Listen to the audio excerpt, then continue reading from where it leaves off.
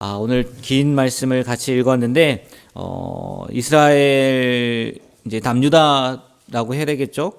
제 1차 포로 귀환, 그 명단, 그 다음에 숫자, 그리고 마지막으로 예물을, 이렇게 드렸던 내용들이 기록이 되어 있어요. 좀 더 자세하게 보면 1절부터 20절까지는 그 포로 귀환자들의 가족들이죠. 가계와 수요를 밝히는 그런 서문과 또 숫자를 이야기하고 21절부터 35절까지는 출신지 그리고 혹은 귀환자들의 숫자. 그다음에 36절부터 39절은 제사장들 가계별 숫자. 그다음에 40절부터 42절은 레위인들.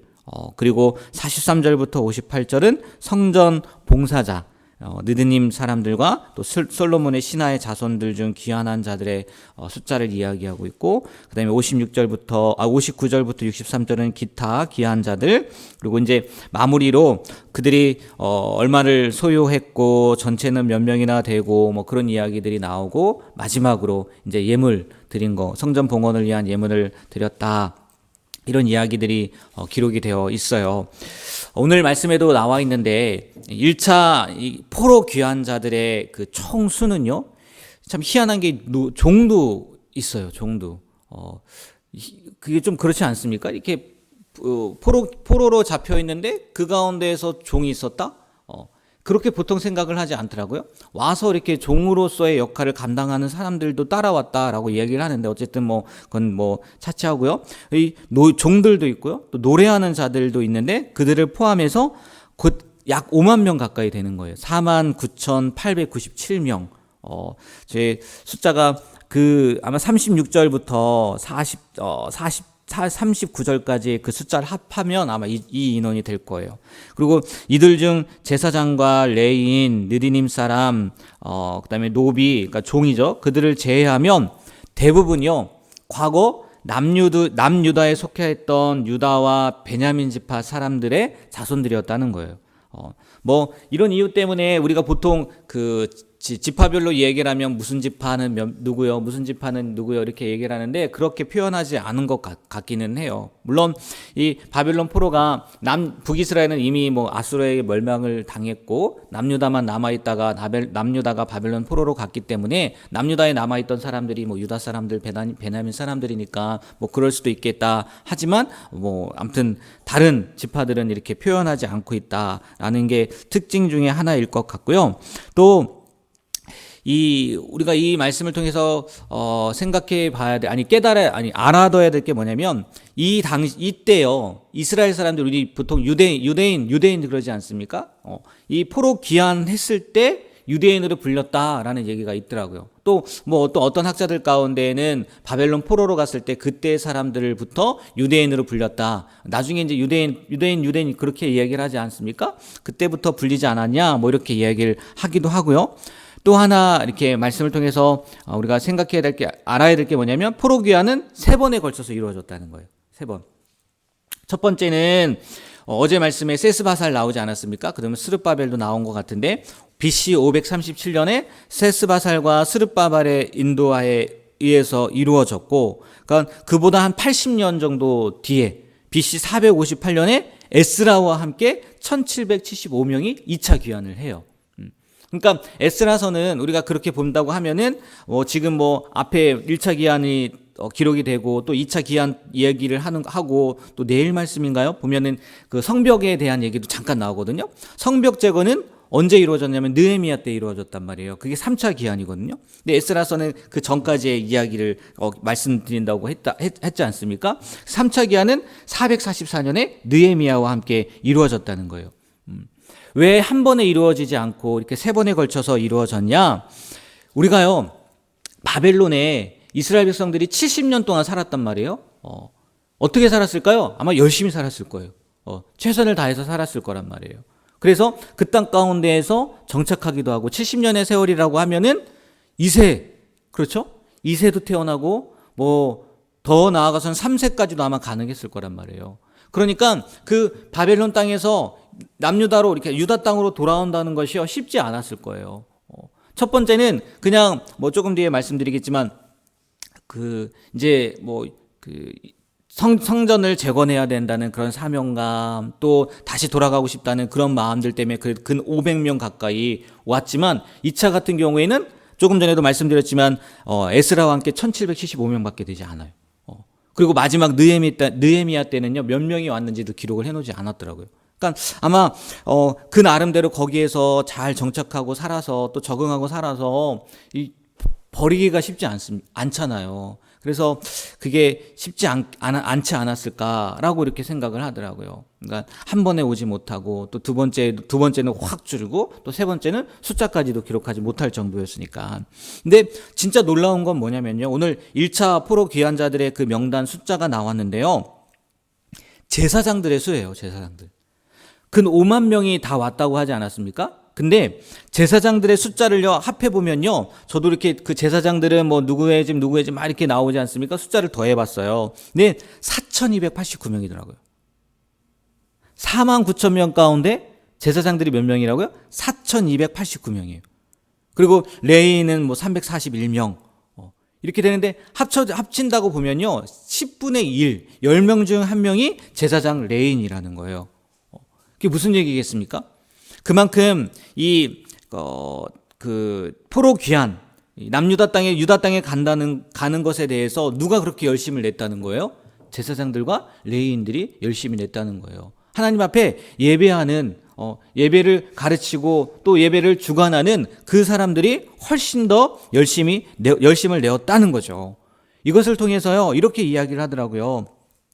선민으로서의 민족적, 종교적 정통성을 상실하지 않았다. 왜? 제사장들이 이만큼 애쓰고 노력했기 때문에. 또 포로 귀환할 때 10분의 1이란 말이에요.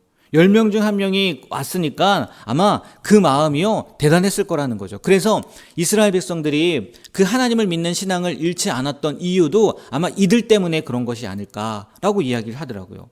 바꿔 생각하면 우리도 그렇지 않습니까? 우리나라 땅 가운데 정말 믿는 사람들이 많지 않아요. 뭐 옛날에는 1,000만 뭐 얘기하지만 지금 뭐 1,000만이 뭐예요? 700만도 안 된다고 얘기해요. 기독교인들이. 뭐 10분의 1, 뭐 남북 합쳐서 10분의 1 정도밖에 안 되는 거겠죠. 아니면 더 적을 수도 있어요. 마찬가지 아니겠어요? 우리가 그 믿음을 지키고 그 신앙을 잘 유지하면 우리로 말미암아 믿지 않는 사람들에게 무엇을 선한 영향력을 끼칠 수 있다라고 이렇게 적용을 할 수도 있겠죠. 뭐 이거는 잠깐 이렇게 말씀드리는 거고, 진짜 오늘 말씀을 통해서 우리가 딱 하나 나누고 싶은 게 뭐냐면요 69절 말씀을 보면 이런 말씀이 있어요. 제가 읽어드릴게요. 힘 잘하는 대로 공사하는 금고에 드리니 금이 6만 1,000다리기요 은이 5천만에요 제사장의 옷이 100벌이었더라. 이게 성전 봉헌을 위해서, 성전 건축을 위해서 봉헌한 그 금액들을 이야기하는 거거든요. 근데 이게 작은 액수가 아니라는 거예요. 금이 6만 1천 다리기라는 거는요, 예전 것으로 보면 600억 정도 된다는 거예요. 600억이고, 은이 5천만이면 202억. 그 다음에 제사장의 옷이 100벌인데, 제사장의 옷은 우리가 알다시피 그냥 옷이 아니잖아요. 비싼 옷감으로 장식하고 또 굉장히 좀 호화롭지 않습니까? 지금으로 따지면 뭐 한 벌에 몇백만 원 정도 한다는 거예요. 그러니까 지금 5만 명도 안 되는 인원이고, 뭐 그 중에 또 제사장 레위인들이 10분의 1인데, 이들이 그만큼 성전 건축을 위해서 헌신을 했다는 거예요. 그러니까 누구 하나 한 게 아니라 모든 사람들이 한 마음이 되어서 성전 건축을 위해서 예물을 드렸다는 거죠. 그리고 이들이 드린 예물과 올 때 그 고레스 왕의 명령에 따라서 그들도, 그 나라 사람들도 물질을 주지 않습니까? 그걸 합치면요 아마 성전 재건에 필요한 그 물질을 충분히 확보했을 것이다 라고 이야기를 하더라고요. 여기서요 우리가 생각해야 될 게 뭐냐면요, 한 사람이면 약하단 말이에요. 그렇지 않습니까? 69절 읽었지만 68절 말씀 한번 보시겠어요? 68절 다 같이 한번 읽어볼까요? 어떤 족장들이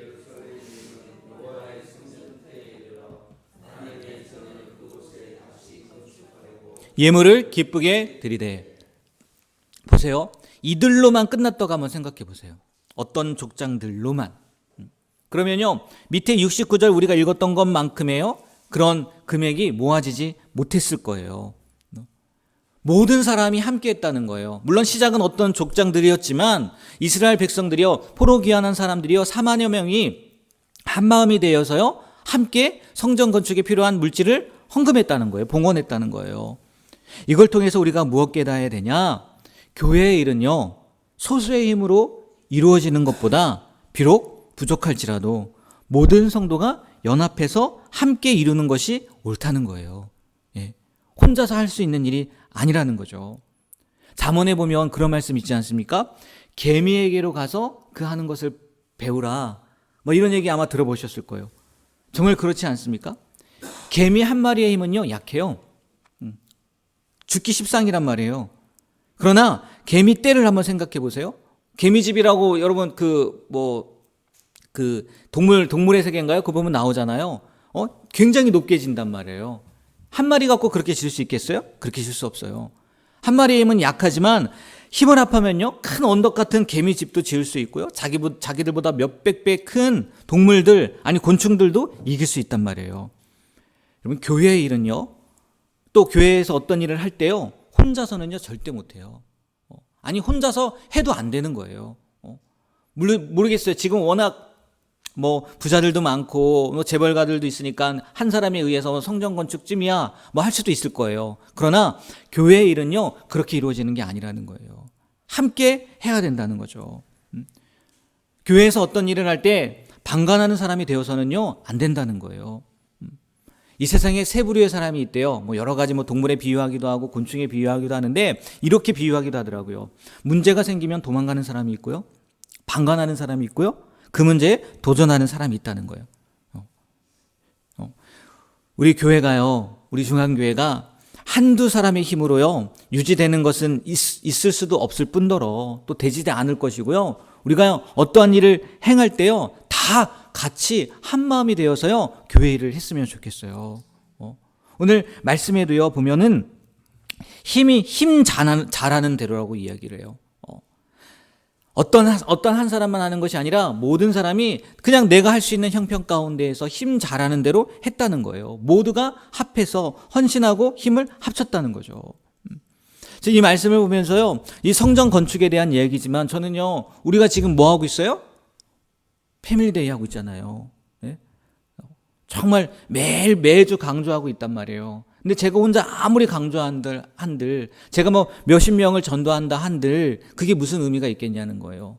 성도 한 사람 한 사람이 정말 한 영혼을 소중하게 여기고 다 함께 할 때 그것이 하나님이 기뻐하시는 일이 되는 것이고요, 그것이요 하나님이 원하시는 일이 된다는 거죠.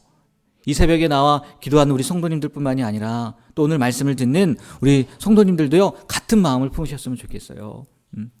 한 사람의 힘으로 되는 것이 아니라 또 내가 방관하며 그냥 누군가 하겠지가 아니라 한 마음이 되어서 같은 마음을 품고요, 정말 우리가요 한 영혼을 구원하는 일에 앞장섰으면 좋겠어요.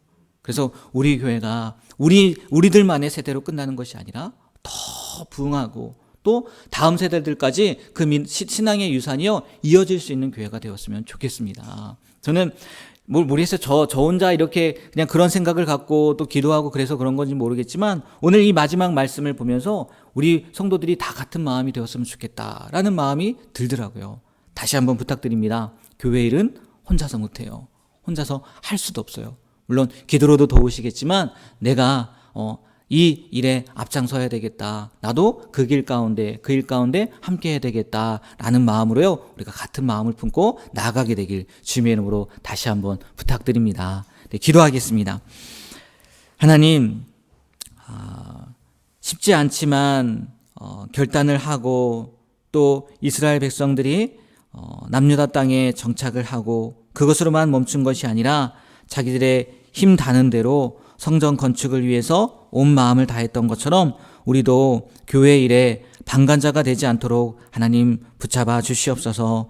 한 공동체로 불러주셨고 또 천국 백성으로 불러주셨는데, 그리고 무엇보다 죽어가는 영혼을 구원하라고 우리를 이 땅 가운데 또 우리 중앙교회 가운데 보내주셨는데, 이 기회를 통해서 우리 모든 성도들이 한 마음이 되어서 한 영혼을 구원하는 일에 앞장설 수 있도록 붙잡아 주시고 그 일을 통해서 놀라운 역사를 보게 되는 귀한 은혜를 또 귀한 기쁨을 누리는 우리 모두가 되게 하여 주시옵소서. 정말 우리 온 성도들이 같은 마음을 품고 나아가게 되길 소망합니다. 지혜도 주시고요. 또 힘도 주시고요. 때론 능력도 허락해 주셔서 5월 26일이 온 성도가 함께하는 축제 자리가 될 수 있도록 은혜를 더하여 주시옵소서. 그렇게 해주실 것을 믿고 예수님의 이름으로 간절히 축복하며 기도합니다. 아멘.